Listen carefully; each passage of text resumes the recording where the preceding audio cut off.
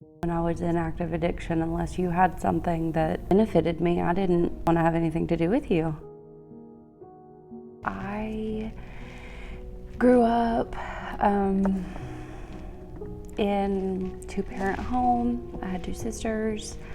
I'm the oldest of the sisters. We lived in Powder Springs, and we then moved to Paulding. Had a pretty normal childhood, pretty loving. We weren't really raised in church or anything, but just normal childhood. Both my parents are prior military, so strict rules, but worked out. So I dabbled a little bit in high school. I was expelled 2 weeks into my sophomore year. When it became very prominent was I was 16 weeks pregnant with my second child, and I started having migraines for the first time in my life, and they couldn't treat me with migraine medication because it was dangerous for the pregnancy, so they treated me with opiates. I did really good with them through my pregnancy. I had a constant migraine from 16 weeks until 37 weeks when I had him. But when I had him, I decided, well, why would I suffer with a migraine when I could take my medication as prescribed? So I was taking one every few days, and it snowballed from there quickly. I began taking what was 1 to 2 to 7 at a time, and then started stealing from family that was on pain medicine as well. I also have back injuries from car accidents when I was younger and things, so I would use that to my advantage, and I could prove it. It's bulging discs on a scan, so I just upplayed it a lot, and just continued to fill prescriptions for whatever I could figure out. I stole medication from my best friend of over 20 years. Ruined that friendship, and that's when I decided I needed help. I knew I had a problem, but I didn't feel like it was that big of a problem because I felt I was different. I felt that I wasn't using, the bad drugs, if you will. What I was using was legal, so it was okay. Not that it was legal to me, it was legal to someone. I went to treatment for about 40 days, and it taught me everything I needed to know about getting and staying clean and the resources. And I got out, and within 2 days I was high again. I guess I just wasn't ready.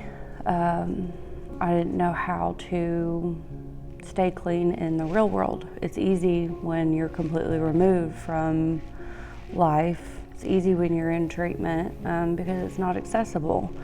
When you're back in your own life, it's a lot more accessible. And so it continued from there. I tried a few times to get clean again.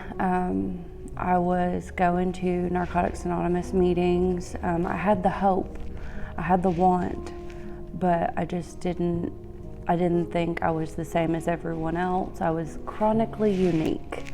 I decided January 1st of 2019 that I had had enough, and that was it for me. I just decided to actually sit down and listen and try it out because I thought, well, what do I have to lose? Some, using time.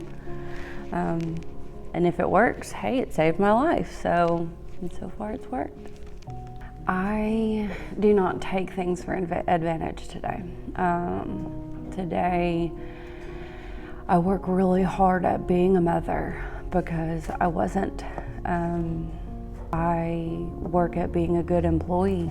I am accountable. I'll be there when someone calls me. So now today I do try to go out of my way to try and be a good friend, be a good mom, take care of my responsibilities. what I wish I would have known before was that it doesn't discriminate. I was that person that was like, oh, I'll never be like that. Almost looked down on addicts and alcoholics. Like, why can't you just stop? Do you just not want to? And then when I became the person I looked down upon, it doesn't discriminate. It can be anyone. And the hardest part was realizing that life still shows up.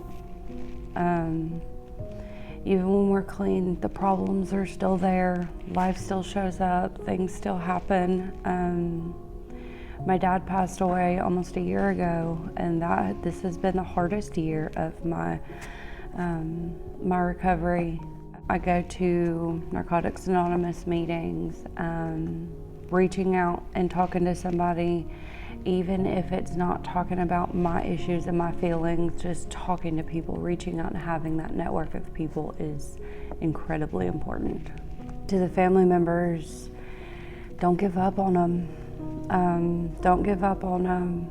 Make boundaries. Set those boundaries and keep them, because your sanity means just as much as ours, but just don't give up on them. Love them, even if you have to love them from afar. To the person still struggling, I would definitely say you are not alone. You may feel alone. You may feel that you're different than other people, but what I've learned is our details may be different, but our stories are the same.